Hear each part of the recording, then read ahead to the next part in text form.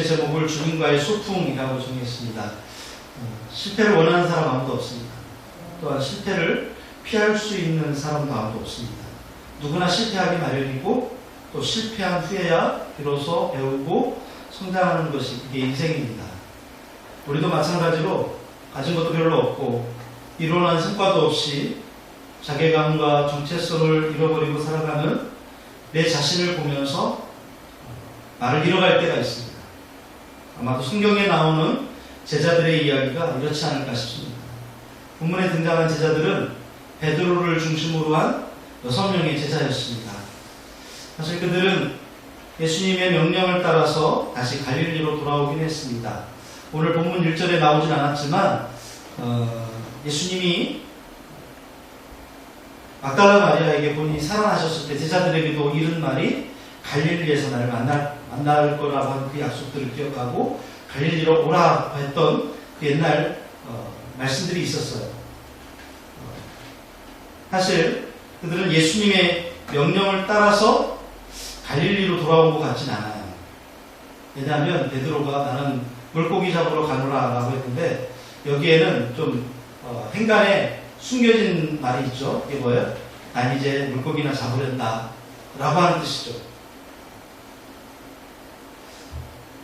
물론 그렇다고 해서 예수님이 과거에 갈릴리에서 만나자고 했던 그 약속을 잊어버린 건 아닐 거예요.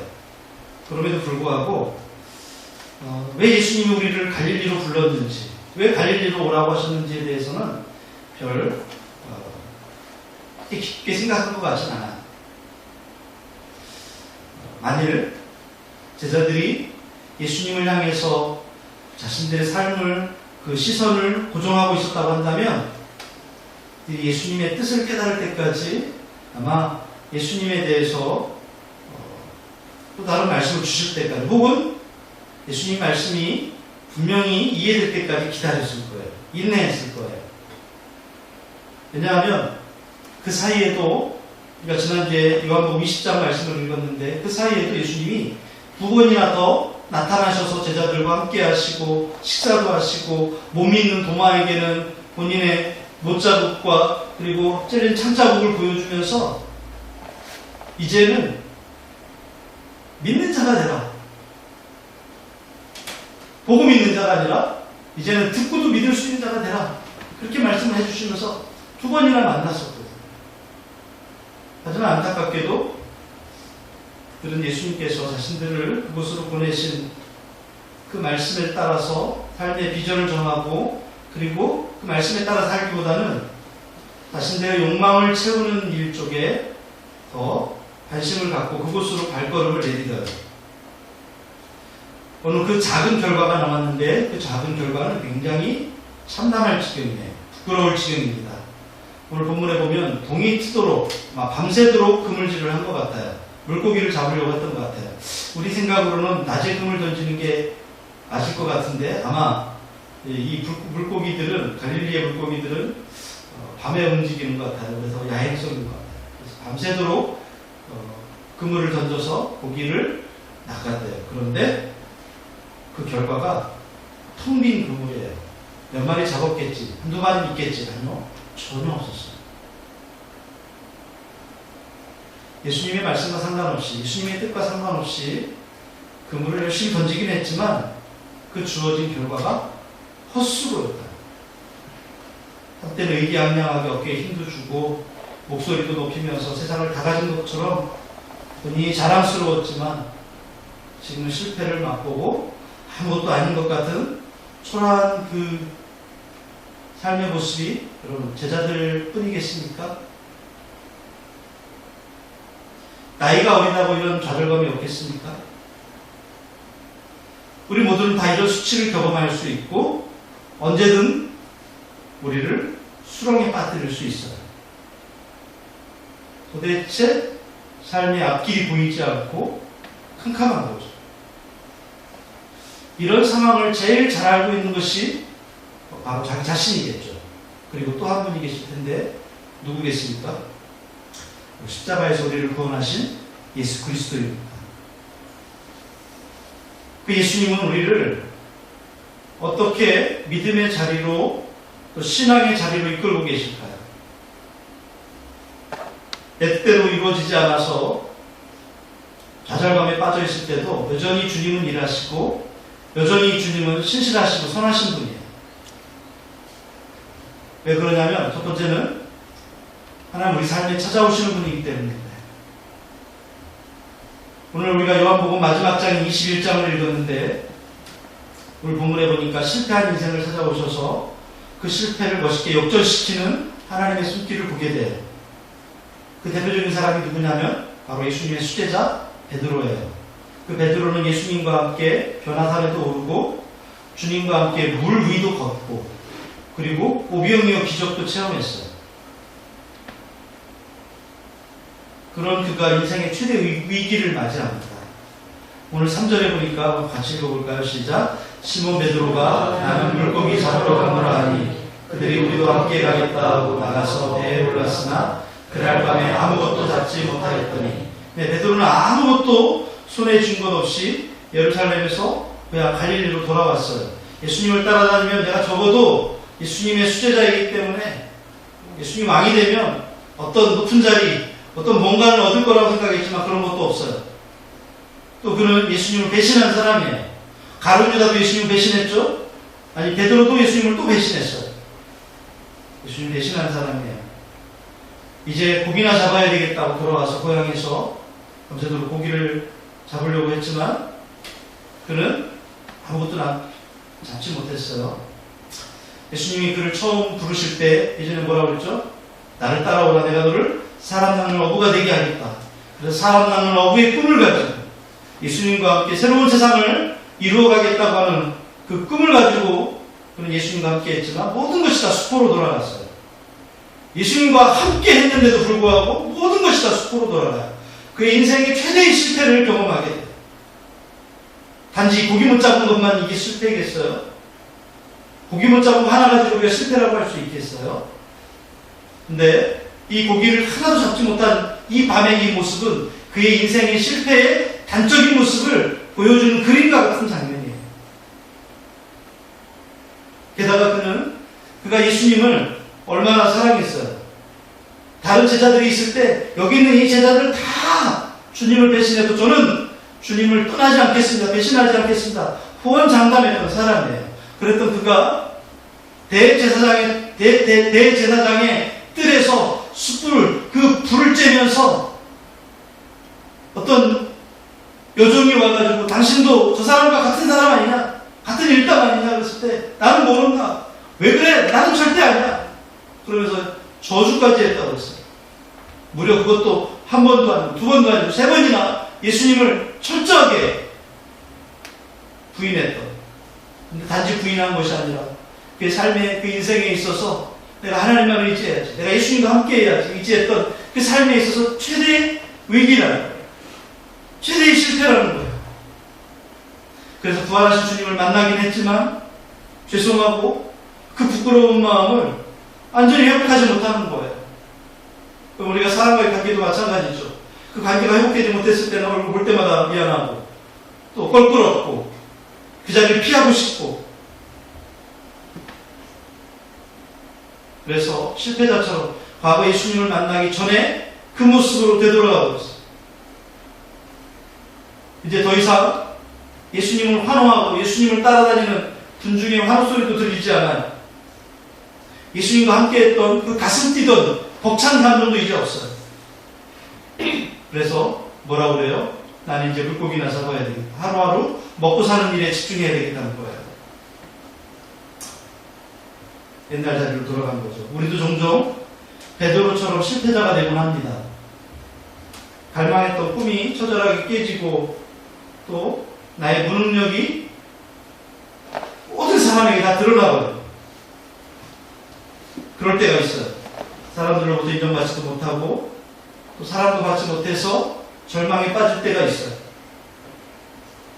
무엇보다도 예수님께서 주신 기회인데 예수님의 기쁨이 되기는커녕 하나님 나라에 조금도 보탬도 되지 못하고 늘 무기력하게 패배만 하는 것 같아서 수치스러울 때도 있어요. 더 표현하자면 정말 쥐구멍이라도 숨고 싶은 그런 마음. 그러나 그런 무력함과 무능함, 아무 대책 없고 스스로 아무것도 할 수 없다고 생각하는 그때가 우리의 관점에서는 끝이고 막다른 골목이요. 가장 낮은 자리일 수도 있어요. 하지만 하나님의 관점에서는 어떨까요? 그것은 전혀 다른 새로운 관점에서의 시작이에요. 세상에서는 이런 말이 있어요. 위기의 때가 곧 기회의 때다. 세상 이야기가 다 맞는 이야기는 아니지만 그래도 어느 정도 비슷하게 닿을 수도 있다고 생각해요. 하나님은 실패감이 온 영혼을 짓누르는 바로 그때 일하시곤 합니다. 오늘 아침 말씀에 제가 잠깐 말씀을 봤는데 요한계시록 2장에 보면 예수님께서 편지를 7교회에 보내시는데 그 첫 번째 교회가 에베소 교회라는 교회예요. 그 에베소 교회는 신앙적으로, 교리적으로, 말씀적으로 굉장히 튼튼한 교회예요. 왜 그래요? 바울 사도가 개척하고 그곳에 아주 유명한 디모데, 요한, 사도 요한 같은 사람들이 그곳에서 목회했던 교회예요. 하나님의 말씀에는 빠삭한 사람들이에요. 그런데 그들에게 잃어버린 게 있었어요. 이게 뭐냐면 처음 사랑, 하나님께 대한 처음 사랑. 나도 한때 옛날엔 그랬지. 신앙적인 교리, 말씀에 대한 지식은 많은데 그 사랑을 잃어버렸을 때 여러분 그것은 단지 잃어버린 것이 아니라 우리 신앙의 실패의 자리인 거예요. 마치 베드로 같은 자리인 것이죠. 예수님 경고하십니다. 네가 어디서 떨어졌는지 다시 되돌이켜봐라. 떨어졌다는 말은 하나님과의 관계가 밀착됐던 그 관계가 떨어진 거예요. 왜 떨어졌겠어요? 세상 일, 하나님보다 세상이 더 좋았기 때문이죠. 신앙을 잃어버렸기 때문이죠. 예수님을 잃어버렸기 때문이죠. 영목상은 그리스도인인데 실제로는 부끄러운 삶인 거죠. 바로 그때를 빨리 확인하고 돌이켜서 처음 사랑을 회복하라. 그렇지 않으면 내가 촛대를 옮기겠다라고 말씀하세요. 촛대를 옮기겠다는 말은 교회를 옮기겠다는 거예요.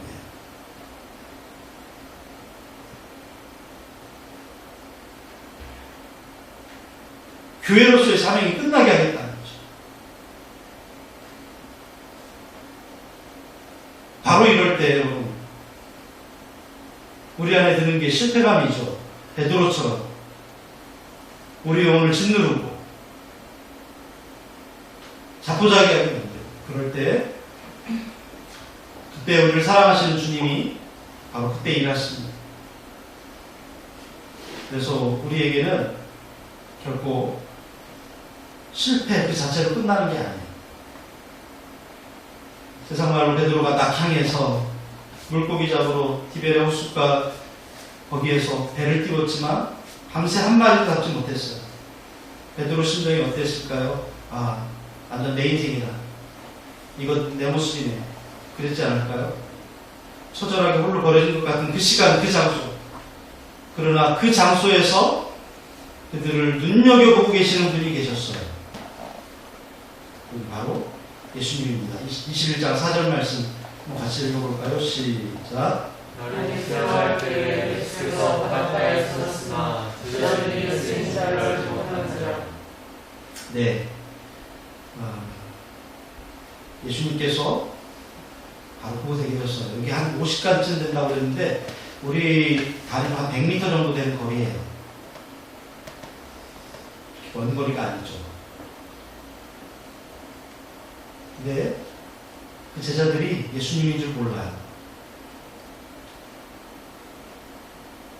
그래서 예수님의 이야기만 듣는 거죠. 자, 그렇다면 예수님은 이 낙심에서 지금 고향으로 돌아온 베드로를 지금 찾아오셨는데 왜 더 일찍 찾아오지 않으셨을까요?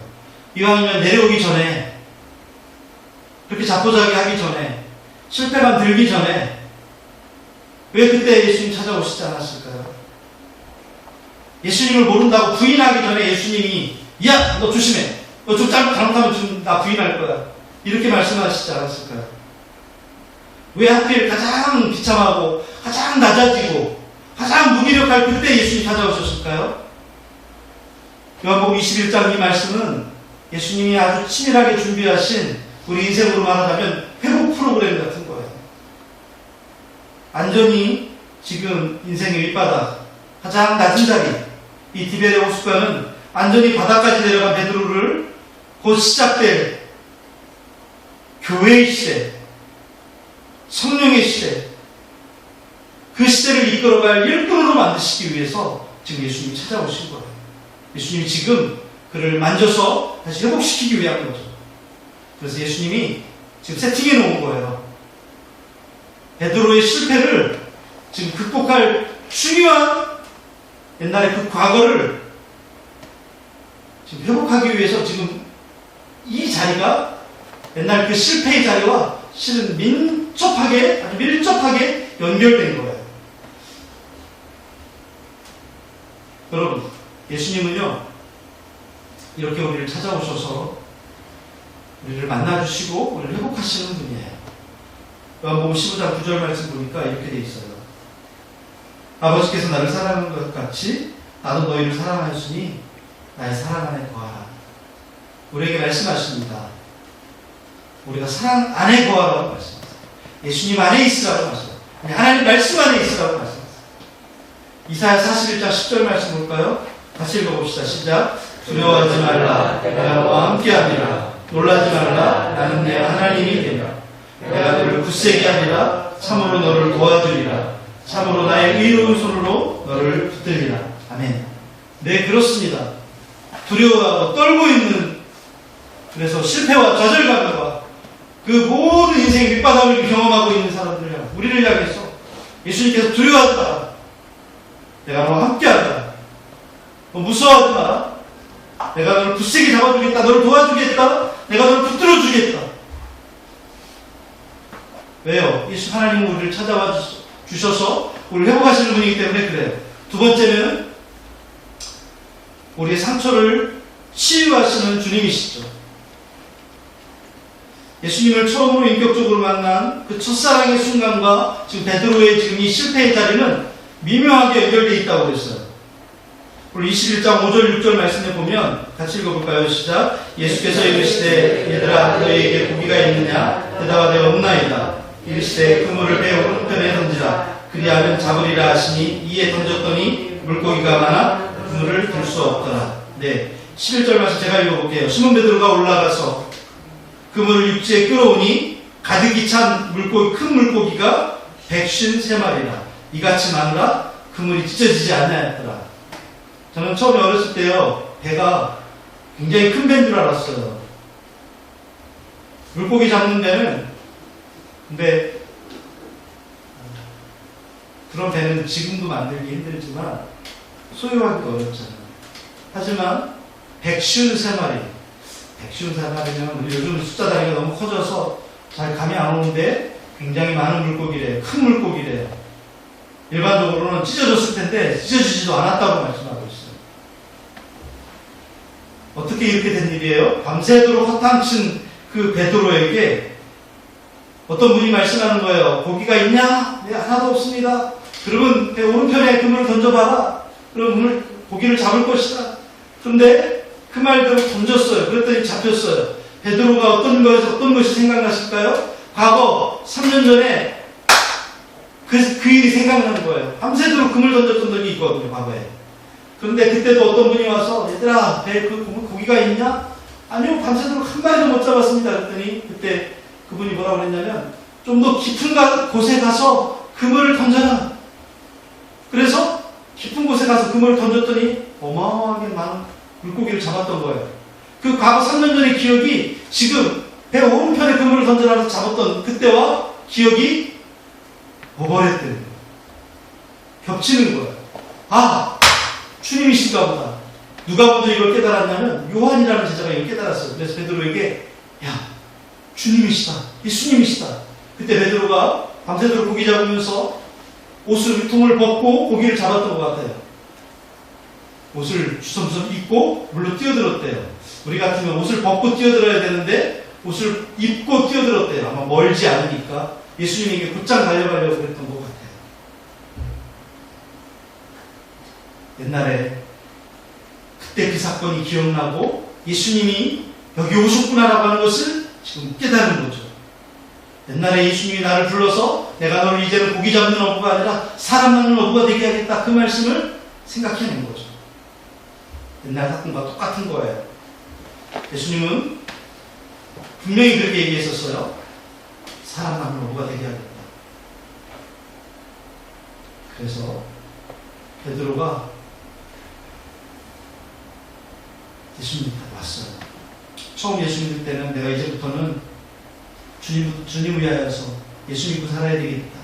이렇게 결단했는데 점점 세월이 흘러가고 세월의 짐이 내 삶을 덮고 인생의 무게를 느끼면서 그 신앙의 첫사랑일 때를 우리가 생각해 보게 돼요. 내 삶을 허비하고 있고 무의미하게 시간을 보내는 내 모습 보면서 다시 그 베드로처럼 사람 낚는 어부로 살아야지 라고 하는 그런 마음 여러분 느끼지 않습니까? 나의 삶을 허비함 없이 그 예수님 주시는 풍성함으로 다시 채우기를 원한다면 우리 여생을 주님께서 예비하신 그 열매들을 수확하는 그 기쁨을 만끽하며 보내기를 원한다면 우리는 우리의 그 무엇보다도 말씀의 고리에 우리 삶을 걸어야 돼요. 비록 세상이 왼편으로 우리의 삶의 그물을 던지라고 해서 그렇게 살으라고 부추긴다 할지라도 우리는 주의 말씀에 의지해서 오른편으로 그물을 던지는 그런 사람이 돼요. 그럴 때 비로소 우리가 예수님의 말씀에 의지해서 그물을 끌어올렸던 그 베드로처럼 그 그물의 풍성함처럼 우리 삶이 풍성해지는 경험을 하게 되는 거예요. 오늘 전 여러분들에게 같이 부탁하고 싶어요. 예수님을 잊지 않고 예수님 말씀에 의지해서 그물을 배 오른편에 던지는 그런 마음으로 우리 생의 그물을 던지고 그래서 주님이 그 풍성하신 은혜를 경험하고 예수님의 증인되는 저와 여러분 되시기를 이제 간절히 축복합니다. 여러분 큰 실패 뒤에 큰 은혜를 경험하게 된 그 제자들이 오늘 이 사건을 통해서 다시 한번 예수님께 눈을 돌리게 돼요. 다시 한번 예수님을 바라보고 예수님을 의지하게 돼요.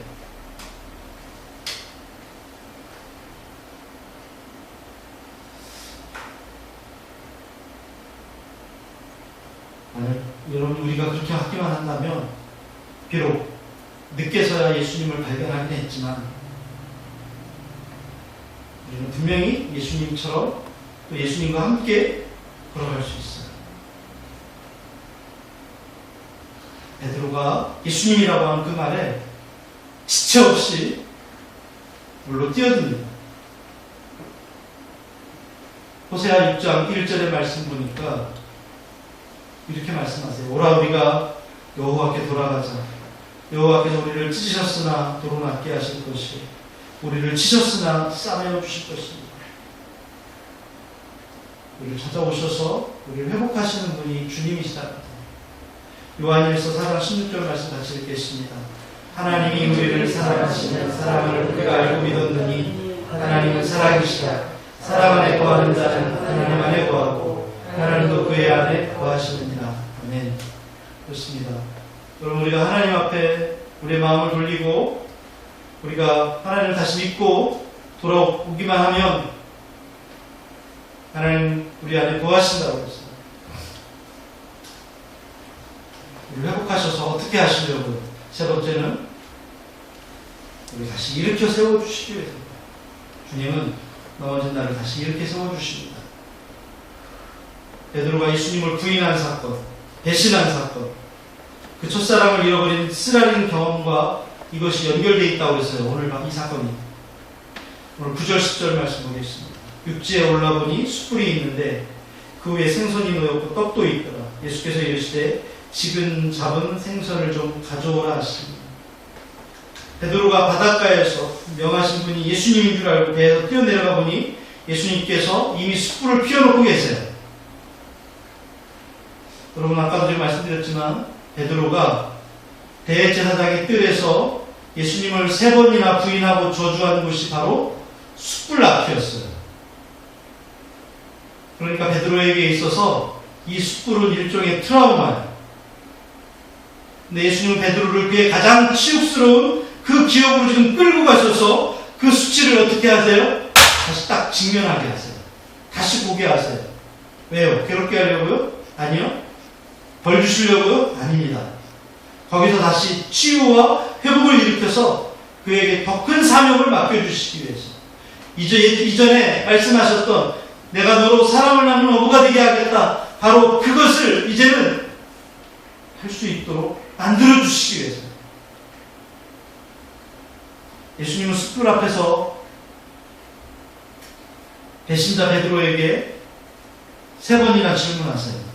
우리가 읽었던 15절 이후의 말씀에 보면 예수님이 이렇게 질문하세요. 베드로야, 네가 여기 있는 다른 사람들보다 나를 더 사랑하느냐? 이렇게 물어보세요. 과거에 실패할 때는 너도 당신과 당신과 저 예수 같은 사람, 같은 당이지 이렇게 물었을 때 아니요라고 했지만 예수님이 이번에는 질문하세요. 네가 다른 사람들보다 모든 사람들보다 나를 더 사랑하느냐? 베드로가 뭐라고 했겠어요? 예! 이렇게 대답했겠어요? 이렇게 대답합니다. 내가 주를 사랑하는 줄 주께서 아십니다. 어떤 의미예요? 내가 정말 부끄러워 말할 수 없지만 내 마음 아시잖아요. 그래도 내 마음 가운데 주님 사랑한다는 거 아시잖아요. 이런 의미겠죠. 배신자 딱지를 붙이고 평생 실패자로 살아갈 수도 있었을 그 베드로가 다시 일어서게 만들어주신 거예요. 잃어버린 첫사랑을 다시 되찾고 잊고 싶었던 그의 실패도 이제는 직면해서 넘어설 수 있었어요. 왜냐하면 베드로를 찾아오신 예수님은 바로 그 치료를 담당하시고 회복하시는 영화로 따지자면 명감독 같은 분이시기 때문에 그래요. 고물상에 쌓여있던 태풍 같은 인생들을 고쳐서 사람들을 낳는 어부로 삼으시는 걸 즐거워하시는 분이죠. 사도 바울은 나중에 이런 모든 과정들을 이렇게 이야기해요. 약한 자를 들어 강한 자를 부끄럽게 하시는 분. 미련한 자를 들어서 지혜로운 자를 부끄럽게 하시는 주. 지금 이 말씀에 비추자면 실패자를 다시 성공자가 되게 하시는 주. 여러분, 베드로를 변화시켰던 주님께서 오늘 마음에 상처 있고 좌절감이 있고 실패감이 있는 우리를 찾아와서 우리의 눈을 뜨게 하시고 적을 일으켜서 실패를 역전시키고 그리고 암울한 우리의 현실을 새로운 미래로 엮어가실 거예요. 주님을 부인하며 제자로서의 삶을 포기했던 그들이었지만 이전 삶의 터전에서도 또다시 욕망을 쫓아 텅 빈 금을 건져 올리는 실패자였던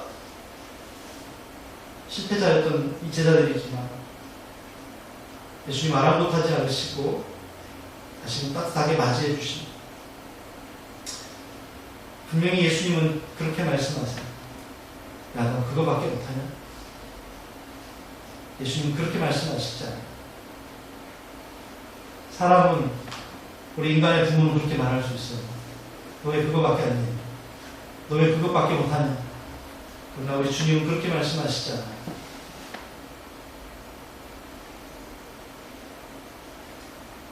우리 주님은 다시금 따뜻하게 찾아오셔서 우리를 할 수 있도록 우리를 이렇게 세워주시는 분이십니다. 그것만 하실까요? 아니, 오늘 본문에 보니까 떡과 생선을 준비하셔서 우리의 허기진 배를 채워주시죠. 그러면서 실컷 먹으라고 말씀하시는데 잡은 고기를 더 가져와라. 아마 153마리 다 먹지는 못했겠죠. 실컷 먹었을 것 같아요. 그들의 영적인 필요, 정서적인 필요, 또 육적인 필요를 채워주십니다. 근데 거기에는 예수님의 사랑이 담겨 있어. 내가 널 다시 받아줄게 라고 하는 그런 암묵적인 사인이 담겨 있는 말씀입니다. 왜요? 주님은 사랑이시기 때문에 그렇습니다. 그러기 예수님은 자신을 배신한 제자라 할지라도 품어주시고 따뜻하게 대해주시는 분이에요. 십자가에서 그들을 위해 아낌없이 자신을 던지셨던 사랑의 주님이시기 때문에 가능한 거예요. 우리는 오늘 이 땅에서 그리스도인으로 살아갑니다. 그러면서 때로는 우리도요, 제자들처럼 욕망을 쫓아가고 텅 빈 그물을 건져 올리는 명목상의 그리스도인들로 살아갈 때가 있어요. 어쩌면 그리스도인 것조차 내색하지 못하고 살아갈 때도 있어요. 이런 나 자신을 볼 때 너무 실망스럽지만 여러분 그래도 실망하지 맙시다. 절망하지 맙시다. 예수님을 부인했던 제자들, 아직도 정신 못 차리고 텅 빈 그물만 건져 올리고 있는 그 제자들을 예수님은 질타하지 않으세요. 아마 우리 부모님들 같았으면 그거밖에 안 되냐, 그거라도 잘해야지. 그랬을 수도 있겠지만 우리 주님은 그런 분이 아니시죠. 오히려 찾아가셔서 그 텅 빈 그물도 채워주시고 사랑이 담긴 밥과 반찬으로 따뜻하게 맞아주시고 품어주시는 분이십니다. 비록 오늘 내가 그리스도인이라는 명목만 있을 뿐 나의 삶이 그에 상응하지 못하더라도 여러분 좌절하지 맙시다. 예수님께서는 그런 나임을 이미 아시고 구원해 주시기 위해서 당신 자신을 십자가에 내어 던져주시고 우리를 품어주신 분이기 때문에 그래요. 이 사실을 잊지 않고 그 어떤 연약한 모습 속에서도 사랑의 주님을 떠올리면서 다시금 주님 앞으로 나오시기를 바랍니다. 예수님께서는 우리를 품어주시고 우리에게 사랑을 주시기 위해서 기다리고 계십니다. 왜냐하면 그분은 사랑이시기 때문에 그래요. 여러분 이렇게 멋진 소풍이 있을까요? 잠언 24장 16절 말씀 같이 읽어보십시다. 시작. 대저 의인은 7번 넘어질지라도 다시 일어나리라. 악인은 재앙으로 말미암아 엎드러지느니라. 벼룩도 낯짝이 있다. 이제 더 이상 못해요. 우리가 그렇게 말하지 말자는 거예요. 다시 일어서기만 하면, 다시 주님 앞에 나오기만 하면 우리 주님은 끝까지 붙잡아 주세요. 예레미야 1장 6절과 7절의 말씀은 이렇게 되어 있습니다. 다시 읽어봅시다. 내가 이르되 슬프도소이다. 주 여호와여 보소서. 나는 아이라 말할 줄을 알지 못하나이다. 아니 여호와께서 내게 이르시되 너는 아이라 말하지 말고 내가 너를 누구에게 보내든지 너는 가며 내가 내게 무엇을 명령하든지 너는 말할지니라. 아멘. 주님 나 못해요. 주님 나 이제 안 됩니다. 나는 어린애입니다. 이렇게 말하지 말라는 거예요. 우리 사명을 회복하고 믿음을 회복하라는 거예요. 저는 솔직히 말하면 요한복음 21장이 너무 좋습니다. 왜냐하면 바로 저의 이야기를 하는 것 같고 또 저와 여러분 모두에게 용기를 주시고 믿음 안에 그리고 안에 예수님 안에 있는 것이 얼마나 소풍 같은 삶인지를 말씀해 주시는 것 같기 때문에 저는 21장 말씀을 좋아요. 오늘 우리 인생이 예수님과의 아름다운 소풍 같은 그런 삶이 되길 바랍니다. 그리고 예수님과 마음을 열고 다시 소통하며 믿음의 자리를 찾아서 주님 앞에 나오는 저와 여러분 되시길 예수님의 이름으로 축원합니다. 우리 이 시간에 같이 찬송하고 기도했으면 좋겠어요. 원래 우리가 이 시간 369장 찬송해야 되는데 우리 예배전에 불렀던 말씀 전에 불렀던 전능하신 나의 주 하나님은 우리 이 찬양 부르시고 좀 같이 기도하는 시간 갖겠습니다. 주님, 내가 주님 앞에 다시 나가겠습니다. 나를 회복하여 주옵소서. 우리 영을 회복하여 주시옵소서. 같이 기도하며 나갑시다. 전능하신 나의 주 하나님은 잊지 못하시도록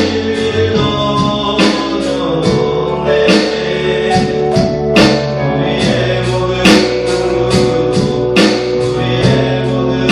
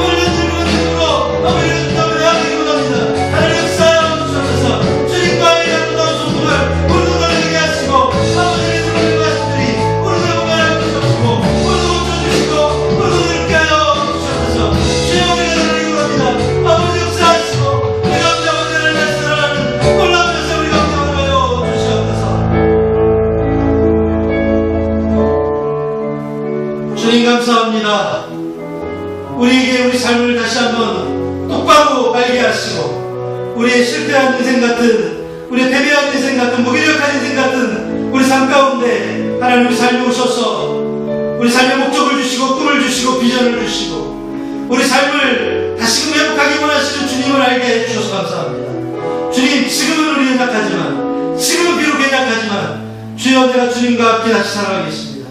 주님과 다시 한번 일어나겠습니다. 주여, 힘주시고 능력 주셔서 우리 육신을 회복하시고 우리 건강을 회복하시고 우리 신령을, 우리 정서를, 또 우리의 영혼을 회복하여 주시옵소서. 그래서 아버지 하나님, 주님과 소풍 같은 인생 되게 하여 주시옵소서. 예수님의 이름으로 기도합니다. 아멘.